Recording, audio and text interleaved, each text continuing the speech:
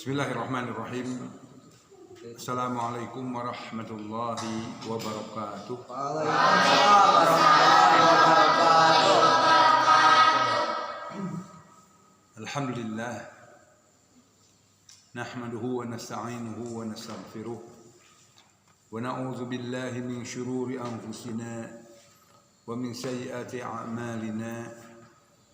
Man yahdihillahu fala mudilla lahu ومن يضلل فلا هادي له أشهد أن لا إله إلا الله وحده لا شريك له وأشهد أن محمدا عبده ورسوله الذي لا نبي بعده اللهم صل على محمد وعلى آله وصحبه أجمعين قال الله تعالى في القرآن الكريم أعوذ بالله من الشيطان الرجيم قال يا قوم لما تستعجلون بالسيئة قبل الحسنة لولا تستغفرون الله لعلكم ترحمون وقال أيضا فقلت استغفروا ربكم إنه كان غفارا يرسل السماء عليكم مدرارا ويمددكم بأموال وبنين ويجعل لكم جنات ويجعل لكم أنهارا ما لكم لا ترجون لله وقارا صدق الله العظيم أما بعد. Hadirin rahimakumullah, kita teruskan kajian kita tentang ayat Bismillahirrahmanirrahim, dan kita masih meneruskan tentang rahmat Allah yang ada di ujung ayat, yang mana saya sampaikan bahwa rahmat Allah subhanahu wa ta'ala terbagi menjadi dua. Yang pertama rahmannya, yang kedua rahimnya. Rahmannya yaitu rahmat Allah yang Allah subhanahu wa ta'ala berikan kepada semua makhluknya. Adapun rahimnya adalah rahmat Allah subhanahu wa ta'ala yang Allah berikan kepada mereka yang bisa mensyukuri rahmat Allah dalam bentuk rahmannya. Saya di pertemuan 3 kali terakhir terkait dengan ayat Bismillahirrahmanirrahim ini menyampaikan bahwa rahmat Allah dalam bentuk rahimnya ada pada Al-Quran yang kita baca. Sebagaimana Allah berfirman, "Idza quriya al-Qur'anu fastami'u lahu wa ansitu la'allakum turhamun." Apabila dibacakan Al-Quran maka dengarkan dan perhatikan la'allakum turhamun, agar kalian mendapatkan rahmat. Kemudian saya sampaikan juga bahwasanya rahmat Allah dalam bentuk rahimnya itu ada pada iman. Yang Allah tentang hal ini berfirman dalam surah 17 ayat 82, "Wa nunazzilu minal Qur'ani ma huwa syifaa'u wa rahmatul lil mu'minin." Dan Allah menurunkan Al-Qur'an yang sebagiannya itu adalah syifa, penawar, obat, wa rahmah, dan rahmat lil mu'minin, bagi orang yang beriman.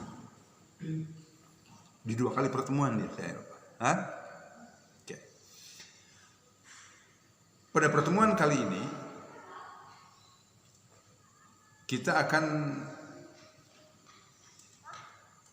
mengkaji tentang rahmat Allah yang turun kepada kita. Yang saya sampaikan di muqaddimah tadi, Allah mengabadikan tentang ucapan Nabi Saleh, qala ya qaumi lima tasta'jiluna bis-sayyi'ati qabla al-hasanah. Ya qaumi, wahai kaumku, lima tasta'jiluna bis-sayyi'ati qabla al-hasanah. Kenapa kalian itu meminta untuk disegerakan datangnya keburukan setelah datang kepada kalian itu kebaikan. Laula tastaghfirunallah. Kenapa kalian tidak meminta ampunan kepada Allah? La'allakum turhamun, agar kalian mendapatkan rahmat. Jadi rahmat Allah dalam bentuk rahimnya menurut ayat ini akan turun kepada kita. Laula tastaghfirunallah. Kenapa kalian tidak istighfar kepada Allah? Kenapa kalian tidak minta ampunan kepada Allah? La'allakum turhamun, agar kalian mendapatkan rahmat. Ya, jadi poin berikutnya yang akan menyebabkan turunnya rahmat Allah kepada kita itu yaitu istighfar yang kita ucapkan.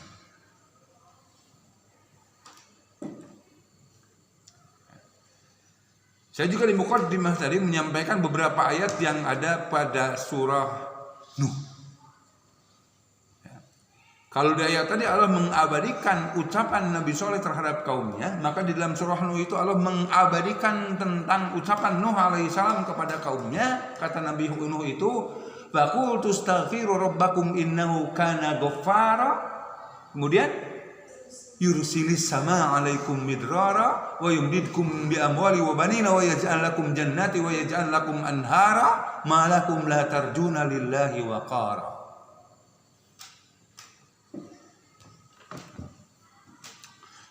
Hadirin rahimakumullah.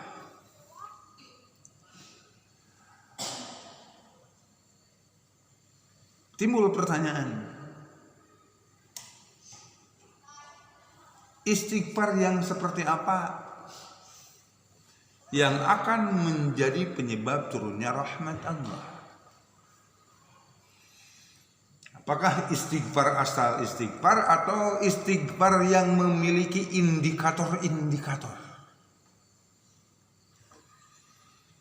Ulama menyebutkan bahwasanya ya, istighfar yang kita ucapkan itu atau kalimat taubat yang kita ucapkan itu adalah istighfar yang memiliki indikator. Indikatornya itu terutama bahwasanya yang namanya istighfar itu permohonan ampunan kita kepada Allah Subhanahu wa taala yang tidak bisa dilepaskan dari kata berubah. Artinya istighfar yang kita ucapkan itu menuntut perubahan.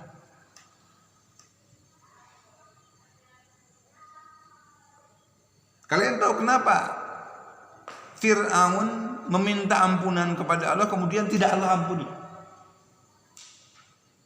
Kapan Fir'aun meminta ampunan kepada Allah?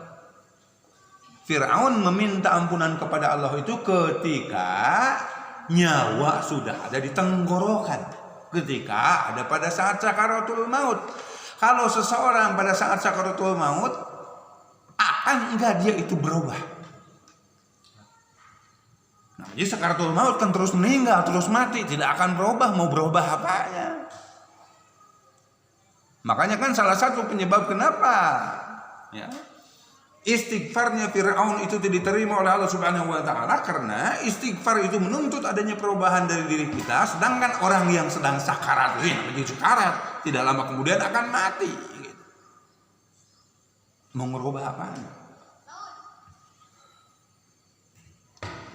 Nah, hadirin rahimakumullah.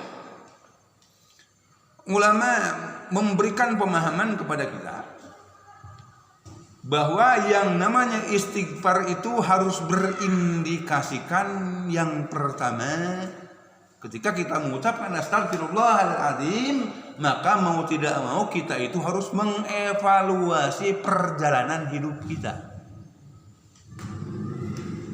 Sehingga jelas ketika kita meminta ampunan kepada Allah, dosa apa yang kita lakukan itu sehingga kita meminta ampunan kepada Allah. Jangan sampai ya, kita hanya tidak merasa berdosa kemudian kita minta ampunan kepada Allah.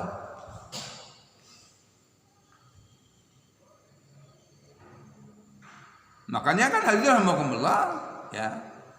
Di antaranya istighfar yang diwariskan oleh Rasulullah SAW kepada kita itu istighfar setelah kita melaksanakan sholat. Tadi kita kelar sholat asar, kita istighfar, kita meminta ampunan kepada Allah Subhanahu wa taala sambil mengevaluasi. Jangan jauh-jauh mengevaluasi itu, jangan sampai ke setahun ke belakang, 2 tahun ke belakang, tapi yang kita evaluasi itu apa yang kita lakukan setelah zuhur sampai asar. Setelah sholat duhur tadi kita istighfar. Yang dievaluasi itu adalah apa yang kita lakukan setelah subuh sampai duhur. Ya, setelah subuh kita istighfar. Evaluasinya itu apa yang kita lakukan setelah isya sampai subuh. Nah, kalau kita evaluasi tadi setelah sholat asar, ya, apa yang kita lakukan setelah sholat duhur sampai sholat asar itu, kemudian kita evaluasi apa yang dilakukan, dan insya Allah umumnya kita itu akan menemukan kesalahan-kesalahan yang kita lakukan. Nah, atas kesalahan itulah kemudian kita meminta ampunan kepada Allah. Makanya ulama mengatakan bahwasanya indikasi istighfar itu pertama adalah evaluasi, kedua adanya penyesalan diri. Penyesalan dirinya itu setelah kita menemukan kesalahan, kita itu kemudian menyesal dari berbuat salah itu. Ya. Nah, setelah menyesal kemudian yang kita lakukan adalah kita berjanji untuk tidak melakukan kesalahan seperti itu lagi. Walaupun kalau kita melakukan kesalahan yang sejenis seperti itu lagi, ya yang penyebabnya diantaranya karena demi menghindarkan dosa yang lebih besar, atau karena kita ada dalam keadaan sempit, dalam keadaan terdesak, dalam keadaan tidak bisa melakukan hal yang lain sehingga kita terpaksa untuk melakukan kesalahan yang sama. Jadi yang ketiga adalah berjanji untuk tidak melakukan kesalahan yang setelah kita evaluasi kemudian kita sesali, kita berjanji untuk tidak melakukan hal itu lagi. Nah, yang keempat adalah kita setelah berjanji untuk tidak melakukan hal itu lagi, yang keempat kita mengganti kesalahan-kesalahan yang kita lakukan, keburukan-keburukan yang kita lakukan itu dengan kebaikan-kebaikan.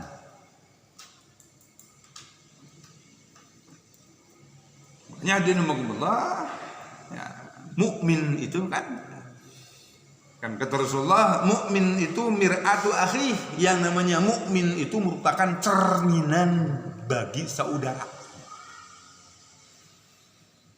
Nah, Rasulullah ya, sehari semalam istighfarnya dalam salah satu riwayat sampai 70 kali, di riwayat yang lain bahkan sampai 100 kali.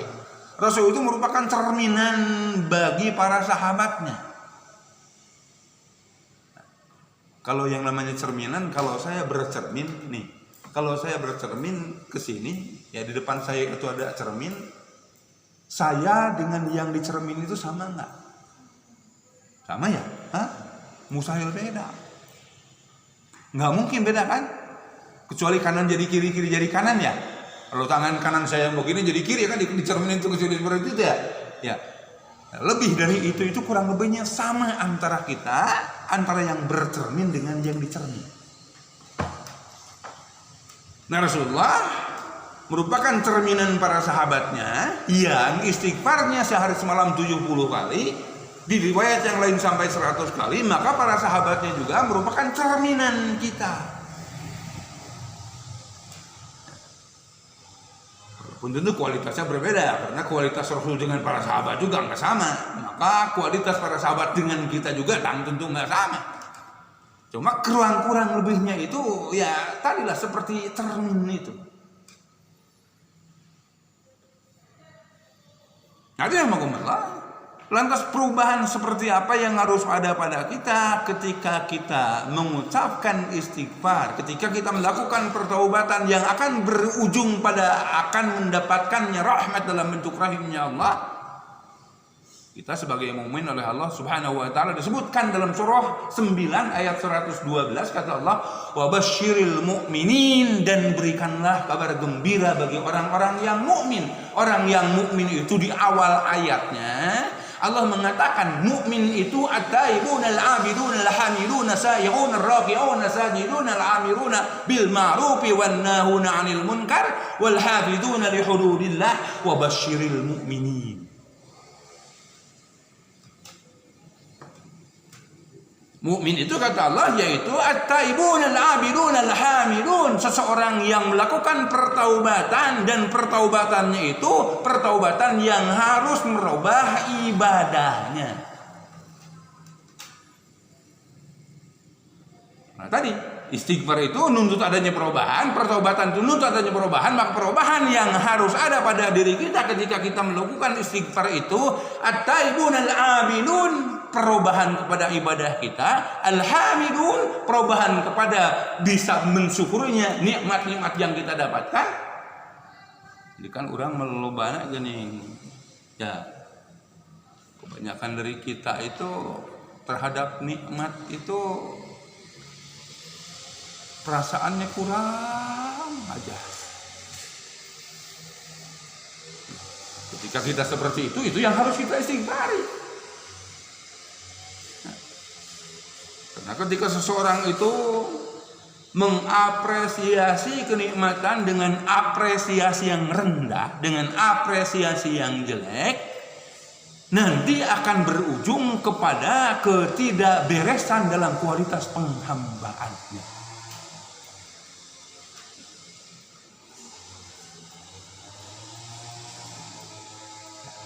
Jadi taubat itu menuntut adanya perubahan. Alhamidun, at-taibun al-abidun, penghambaan, alhamidun, pemujian, as-saihun, keseriusan untuk melakukan kegiatan yang disebut dengan taklim, belajar. Jadi awas loh, kalau kita itu belajarnya, keinginan untuk belajarnya itu senantiasa rendah, keinginan untuk mau tahunya itu rendah, itu berarti perubahan yang Allah Subhanahu wa taala kehendaki ketika kita taubat itu relatif nggak ada. Kalau begitu aja. Ya, karena as-saihun itu ulama tafsir diantaranya mengartikan belajar, walaupun ada juga ulama tafsir merujuk kepada perkataan Siti Aisyah yang namanya as-saihun itu yaitu melakukan saum sunat.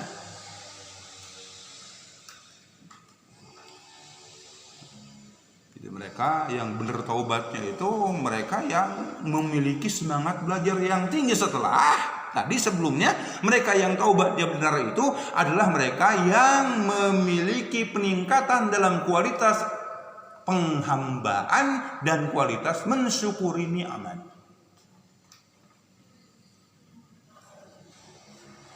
Ya. Hadirin rahimakumullah. Lihat, Allah itu sampai bersumpah 5 kali. Sumpahnya itu dengan satu hewan yang memiliki tingkat loyalitas yang tinggi, yaitu kuda. Wal adiyati dhabha fal muriyati qadha fal mughirati subha fa asarna bihi naqa fa wasatna bihi jam'a innal insana li rabbih laqanud. Setelah Allah bersumpah dengan kuda, yang dijadikan objek sumpah itu adalah kuda, yaitu binatang yang memiliki loyalitas yang tinggi. Ini kudanya kuda perang.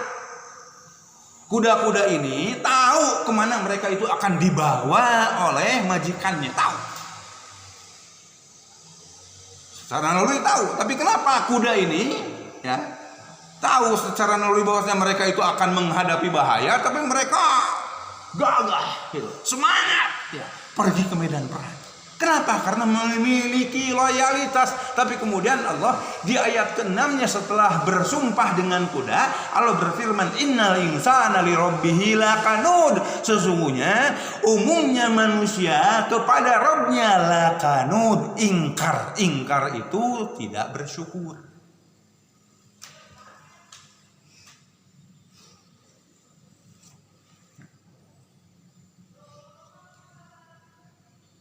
Ukuran tidak bersyukur itu kelihatan dalam ketaatan.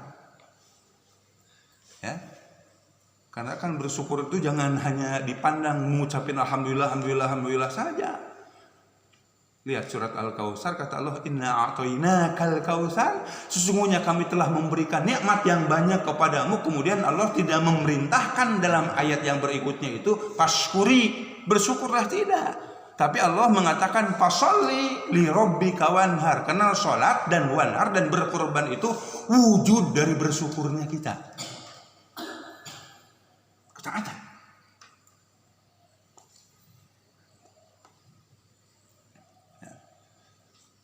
Jadi at-taibun al-abidun al-hamidun as-sayyihun ar-raqi'un as-sajidun. Allah juga kemudian mengatakan mereka yang taubat adalah mereka yang harus memiliki perubahan baik dari sisi kuantitatif dan kualitatifnya, menjadi seseorang yang berkualitas dalam ruku dan sujudnya. Kalian tahu nggak pada saat seperti apa manusia itu ada dalam kondisi dekat dengan Allah? Hah? Tahu nggak? Pada kondisi apa seorang manusia itu ada dalam kondisi dekat dengan Allah? Pada kondisi ketika dia sujud.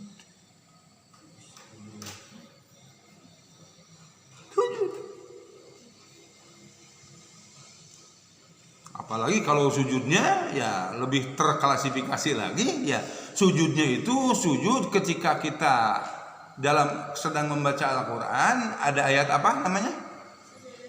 Ayat sajdah, dan kemudian ketika kita membaca ayat sajdah kita sujud, maka setan itu akan lari terbirit-birit. Jadi kalau kita ingin mupuas setan,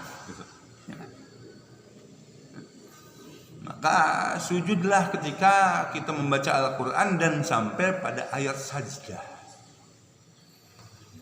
Ar-raqi'una sajiduna al-amiruna bil ma'rufi wan nahuna 'anil munkar. Yang berikutnya, perubahan yang harus ada pada diri kita setelah ruku dan sujud adalah kita harus menjadi orang-orang yang memiliki semangat untuk amar ma'ruf nahi munkar.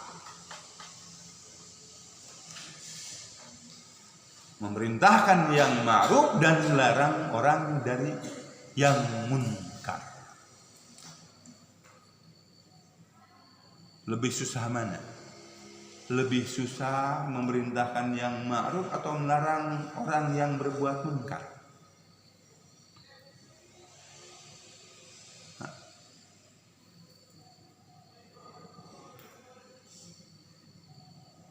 Ada orang lagi enggak sholat, kita bilangin ayo kita sholat, lebih susah seperti itu atau lebih susah ada orang yang judi, kamu jangan judi?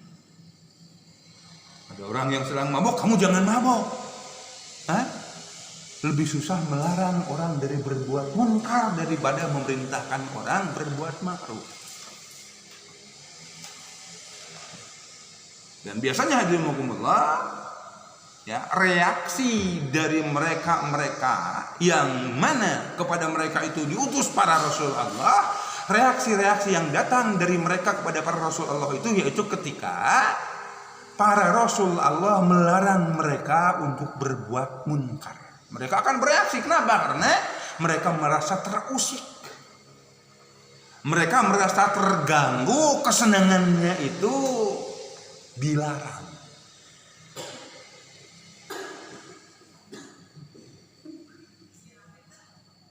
Kemudian wal hafizuna li hududillah,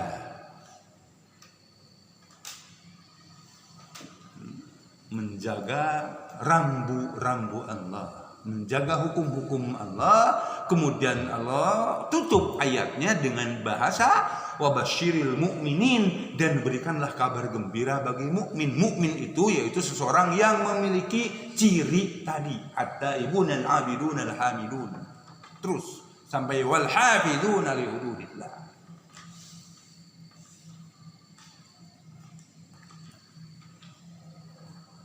Hadirin rahimakumullah.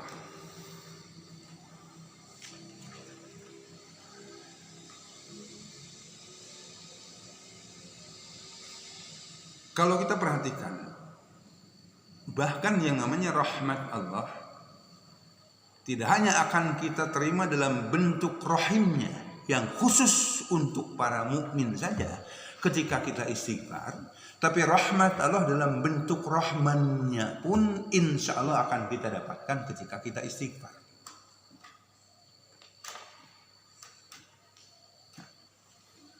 Dalilnya tadi, setelah Nuh alaihissalam memerintahkan kepada kaumnya, faqultu astaghfiru, maka ucapkanlah aku meminta ampunan kepada Allah, innahu kana ghaffara, maka aku mengucapkan aku minta ampunan kepada Allah karena Allah Subhanahu wa taala itu kana ghaffara. Allah kemudian meneruskan firman-Nya itu dengan ayat-ayat rahmat dalam bentuk rahman-Nya.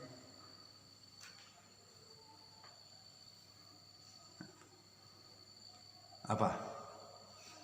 Yursili sama alaikum midrara wa yumdidkum bi amwali wa banina wa yaj'al lakum jannati wa yaj'al lakum anhara.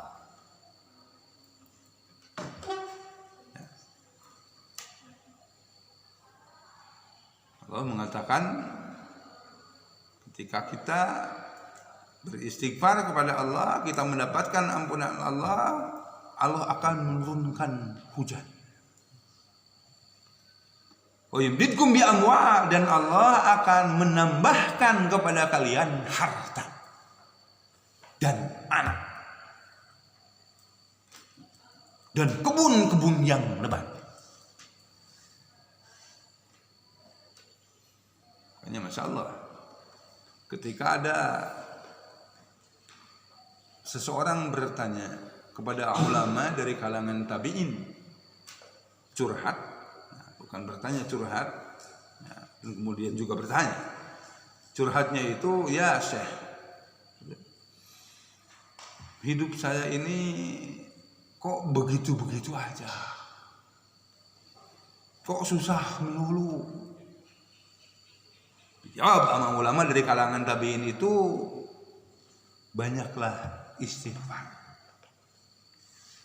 Di kali yang lain, ada orang yang curhat kepada ulama tersebut tentang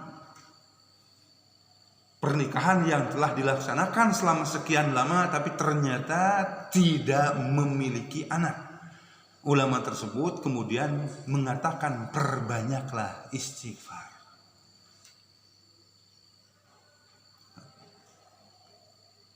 Ketika ada seseorang yang bertanya, kenapa engkau itu mengatakan istighfar kepada si fulan? Engkau mengatakan istighfar padahal curhatannya berkaitan dengan hidup yang sempit. Dan kepada si fulan engkau pun mengatakan istighfar padahal curhatannya berkaitan dengan belum juga punya anak. Sang ulama kemudian menjawab, karena Allah Subhanahu wa taala mengatakan demikian, yaitu faqultu astaghfiru rabbakum innahu kana ghaffara yursilis samaa 'alaikum midrara wa yumdidkum bi amwali wa banina wa yaj'al lakum jannati wa yaj'al lakum anhara ma lakum la tarjuna lillahi waqara.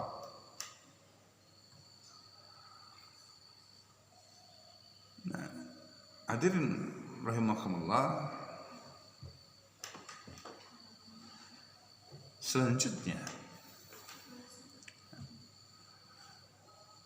kita juga harus memahami bahwa yang namanya istighfar itu, yang namanya permohonan ampun itu bukan hanya berkaitan dengan dosa yang kita perbuat. Ya. Jadi istighfar yang diucapkan oleh kita itu tidak selamanya berkaitan dengan dosa yang kita perbuat. Tapi istighfar yang diucapkan oleh kita, yaitu istighfar sebagaimana diucapkan oleh Rasulullah SAW, bukan berkaitan dengan dosa yang diperbuat. Karena coba, setelah sholat mengucapkan istighfar, apa kita ketika sholat itu melakukan keburukan? Hah? Apa sholat yang kita lakukan itu dosa? Enggak. Sholat itu kebaikan. Lantas kenapa setelah sholat kita mengucapkan istighfar? Setelah sholat kita mengucapkan istighfar karena tadi bahwasanya istighfar yang kita ucapkan itu tidak selamanya berkaitan dengan perbuatan buruk yang kita lakukan, tapi istighfar juga diucapkan oleh kita berkaitan dengan amal ibadah kita yang kita lakukan, tapi kita itu belum bisa maksimal.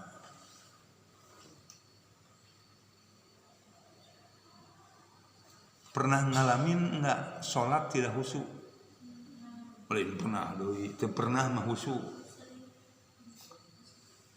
Nah, ini kan sholat itu sekalinya ada sisa makanan yang nyelap aja di gigi kita kan, jadi ke Australia itu karena dirasa-rasain sisa makanan itu kok mah ada rasa roykonya, ada rasa masakonya. Ketika inget rasa royko, inget sama sapi itu kan berasal banyaknya itu dari Australia. Jadi lagi sholat ada apa ayat cuhil wae itu bikin ke Australia.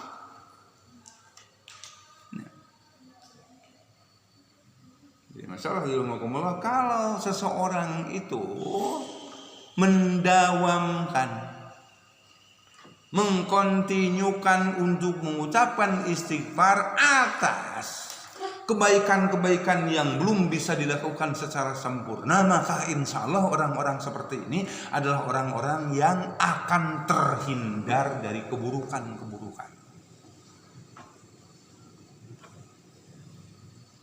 Alah, ketika melakukan keburukan juga bisa jadi karena tidak disengaja, bisa jadi karena lupa, bisa jadi karena terpaksa.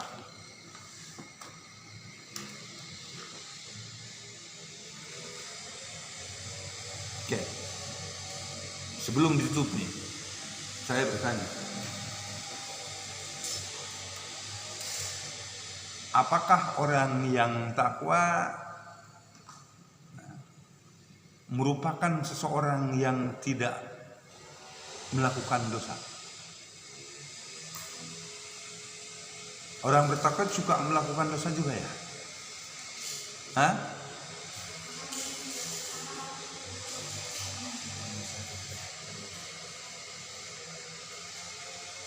Dalilnya dalam surah Al-Imran, wasari'u ila maghfiratin min rabbikum wa jannatin 'arduha samawati wal ardu uiddat lil muttaqin alladzina yunfiquna fis sarra'i wad dharra'i wal kadhimina ghaidha wal 'afina 'anil nas wallahu yuhibbul muhsinin walladzina idza fa'alu fahishatan aw zalamu anfusahum dzakarullaha fastaghfiru lidzunubihim. Orang takwa itu cirinya diantaranya yaitu orang yang ketika mereka berbuat salah, mereka itu segera ingat dan kemudian segera untuk meminta ampunan kepada Allah. Jadi rahmatullah, mungkin itu yang bisa sama-sama kita kaji pada kesempatan kajian di sore yang cerah ini. Jadi insya Allah pekan depan kita masih bertemu dan pekan depannya udah masuk tes ya. Mungkin pekan depan kita masih mengkaji tentang ayat Bismillahirrahmanirrahim sampai mungkin 2 kali pertemuan lagi ya. Setelah itu kita beranjak mengkaji tentang surat-surat pendek yang ada pada juz'an. Rabbana atina fid dunya hasanah wa fil akhirati hasanah wa qina azaban nar. Subhanakallahumma wa bihamdika asyhadu an la ilaha illa anta astaghfiruka wa atubu ilaik. Assalamualaikum warahmatullahi wabarakatuh.